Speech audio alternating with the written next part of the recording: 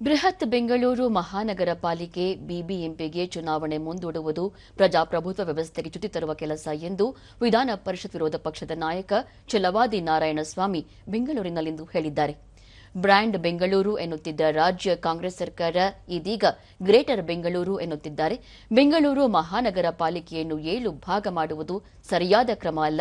Greater Bengaluru ಮಾಡಿ ನಾಡಪ್ರಭು ಕೆಂಪೇಗೌಡ ಕಟ್ಟಿದ ಬೆಂಗಳೂರನ್ನು ಇಬ್ಬಾಗ ಮಾಡುವುದು ಸರಿಯಲ್ಲ ಎಂದು ಹೇಳಿದ್ದಾರೆ.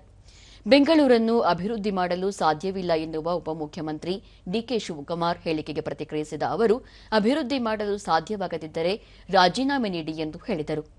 ಖಾತರಿ ಯೋಜನೆಗಳ ಹೆಸರಿನಲ್ಲಿ ಅಧಿಕಾರಕ್ಕೆ ಬಂದ ರಾಜ್ಯ ಕಾಂಗ್ರೆಸ್ ಸರ್ಕಾರ ಗ್ಯಾರಂಟಿ ಯೋಜನೆಗಳಿಂದ ಹೊರಬಂದಿಲ್ಲ ಎಂದು ಹೇಳಿದ ಅವರು, ರಾಜ್ಯದಲ್ಲಿ ಕಾನೂನು ಸುವ್ಯವಸ್ಥೆ ಕಾಪಾಡಲು ಸರ್ಕಾರ ಸಂಪೂರ್ಣ ವಿಫಲವಾಗಿದೆ. ಬೆಳಗಾವಿ, ಬೆಂಗಳೂರು ಸೇರಿದಂತೆ ವಿವಿಧ ಭಾಗಗಳ ಘಟನೆಗಳೇ ಇದಕ್ಕೆ ಸಾಕ್ಷಿ ಎಂದರು.